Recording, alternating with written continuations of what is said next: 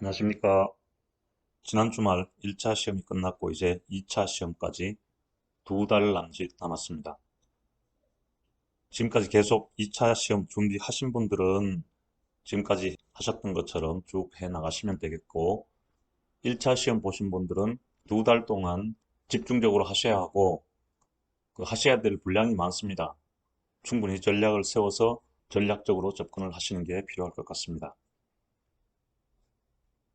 자, 오늘은 손해평가 이론과 실무 2과목 네 번째 시간으로 잔존물 처리 비용, 잔존물 제거 비용, 손해 방지 비용, 잔존물 보전 비용, 대위권 보전 비용, 기타 협력 비용에 대해서 알아보도록 하겠습니다. 우리 업방서에서 잔존물 처리 비용 등 기타 비용에 대해서 언급되어 있는 부분은 비가림 시설, 해가림 시설, 원예 버섯 시설, 가축 4개 부분으로 되어 있습니다. 이 4가지 품목에 있어서 각각 비용을 산정하는 기준, 방법이 다르니까 구분하셔야 되고요. 그 기출문제를 먼저 한번 보시면 사회시험에서 가축보험, 보험가액 및 손해액 적용 가격, 보험사에서 지급할 보험금의 계산, 그리고 잔존물 처리 비용과 보험금 등의 지급 한도에 관해서 각각 서술하라는 15점짜리 문제가 출제가 됐었고요. 5회 시험에서는 돼지에 관련된 보험금, 그 보험금을 구할 때 잔존물 처리 비용과 잔존물 보전 비용을 포함해서 보험금을 구하는 문제. 그리고 작년 6회 시험에서 소의 잔존물 처리 비용, 손해 방지 비용, 대위권 보전 비용, 기타 협력 비용을 포함해서 보험금을 산정하는 문제가 15점짜리로 출제된 적이 있습니다.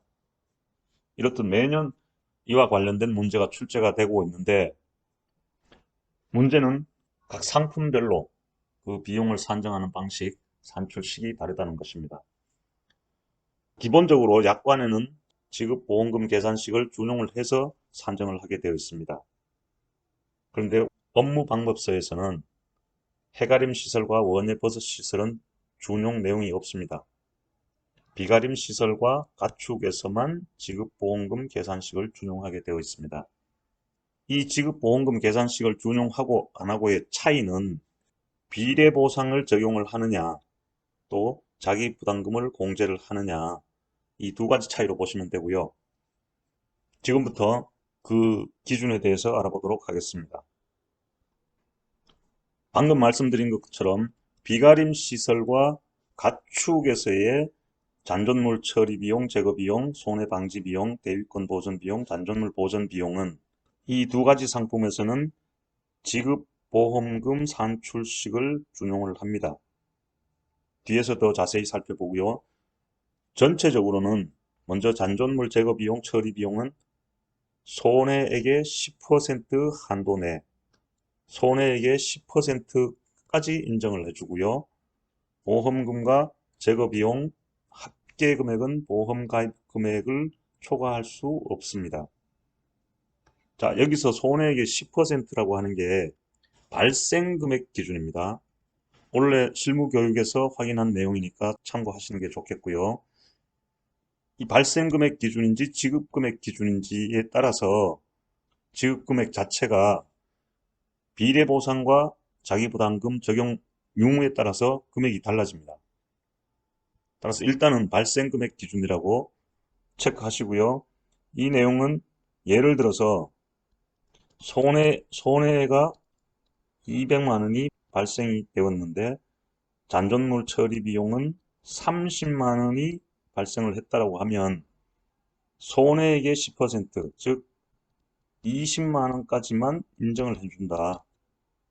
그 20만 원에서 지급보험금 산출식을 준용하는 비가림 시설과 가축에서는 자기부담금을 빼고 비례보상하는 경우 비례보상을 적용을 해서 최종 지급금액을 산정을 한다는 것입니다.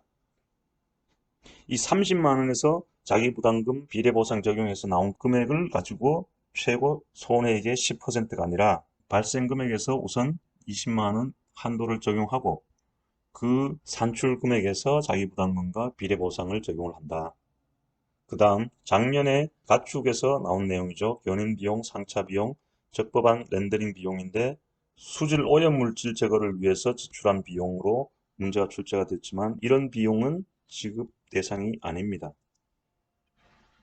다음 손해방지 비용은 비가림 시설과 해가림 시설에서는 최고 20만원 한도가 적용되고요. 보험 가입 금액 초과 시에도 지급을 합니다. 역시 비가림 시설과 가축에서는 지급보험금 산출식을 적용을 해서 산출된 금액이 보험 가입 금액을 초과하는 경우에도 지급을 한다. 다만 비가림 시설과 해가림 시설은 한도가 20만원이다. 대위권 보전 비용, 잔존물 보전 비용 역시 보험 가입 금액 초과 시에도 지급을 합니다. 비가림 시설과 가축에서는 역시 지급보험금 산출식을 준용을 해서 산출을 하게 되어 있고요. 기타 협력 비용은 보험 가입 금액 초과 여부와 무관하게 또 지급보험금 산출식을 적용하지 않고 전액 지급을 합니다. 다만 인정되는 기타 협력 비용이어야 하겠죠.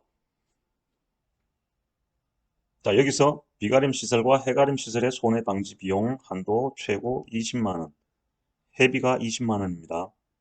그 다음 지급보험금 산출식을 준용하는 상품, 비가림 시설과 가축, 그 다음 기타 협력 비용에 대해서는 원예 시설과 버섯 시설에서는 언급이 없는데 약관에는 있는 내용이니까 무시하시고 기타 협력 비용이 나오면 전액 지급하는 걸로 동일하게 취급하시면 될 것 같습니다.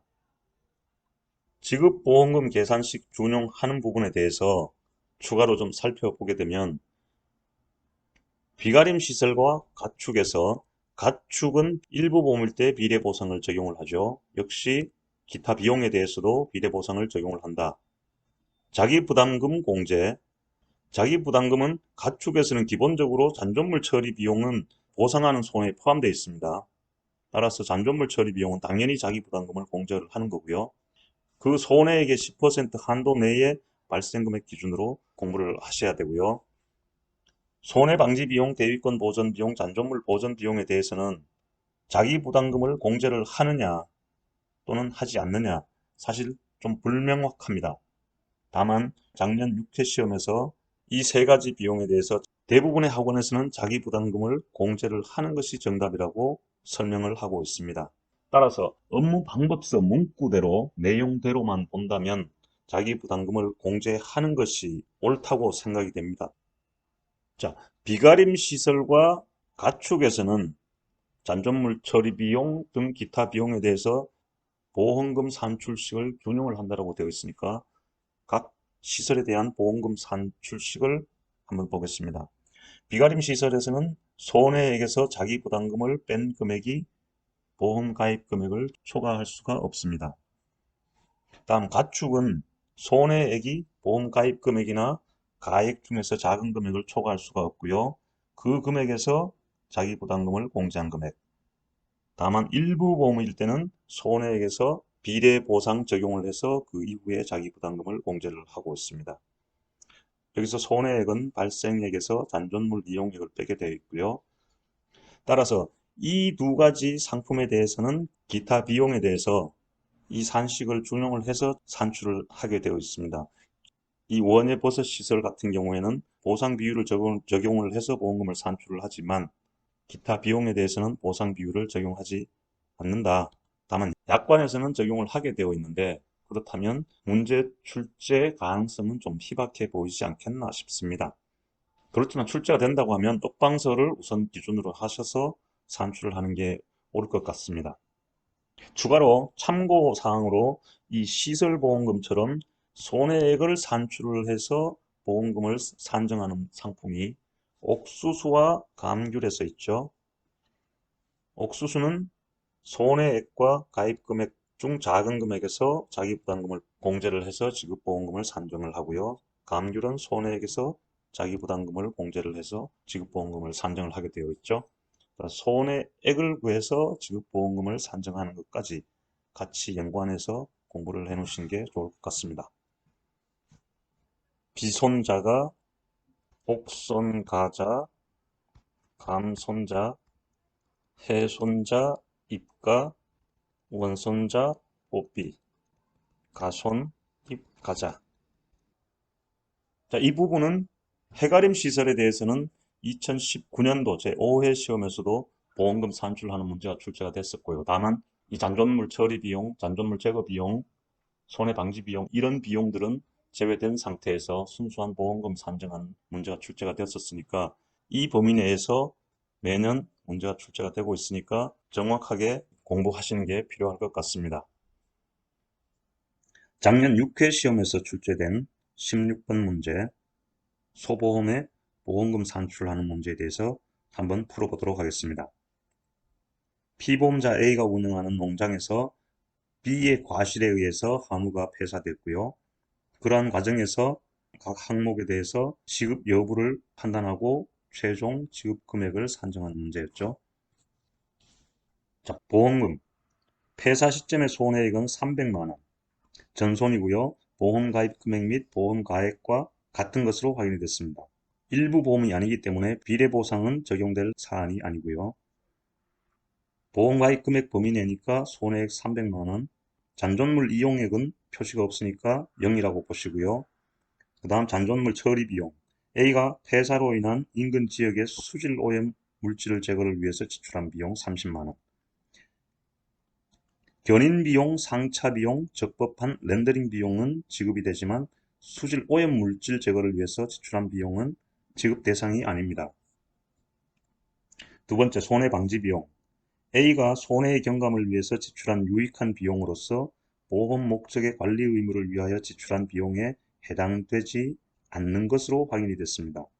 보험 목적의 관리 의무를 위해서 지출한 비용은 손해 방지 비용으로 인정을 안 합니다. 따라서 여기에 해당되지 않는 비용이기 때문에 이 손해 방지 비용은 지급하는 비용이고요. 대위권 보전 비용. A가 B에게 손해배상을 받을 수 있는 권리를 행사하기 위해서 지출한 유익한 비용 30만 원. 손해배상을 받을 수 있는 권리를 행사하기 위한 비용이기 때문에 대위권 보전 비용도 지급을 하게 되어 있고요. 기타 협력 비용. A가 회사의 요구 또는 협의 없이 지출한 비용으로서 확인이 됐습니다. 40만 원. 이 비용은 회사의 요구 또는 협의가 없이 지출했기 때문에 인정받을 수 있는 금액이 아닙니다. 이렇게 해서 최종 지급 금액을 계산을 해보면 먼저 주보험금 손해액 300만 원에서 자기부담금 20%를 공제하면 240만 원. 두 번째, 손해방지 비용 40만 원에서 자기부담 비율 20%를 공제를 하면 32만 원.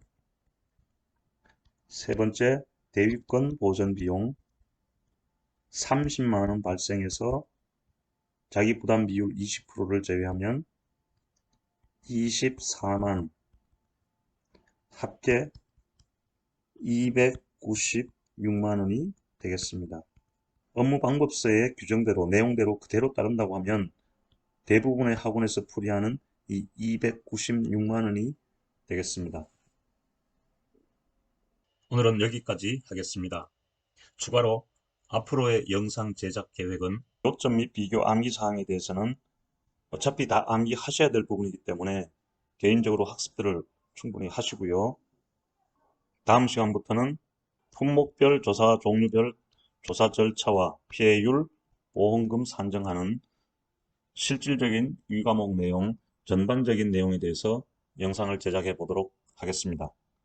다만 이제부터 실무가 진행될 예정이어서 일정상으로 영상 제작이 힘들 수 있다는 점에 대해서는 미리 양해의 말씀을 드립니다. 그럼 다음 시간에 또 뵙도록 하겠습니다. 감사합니다.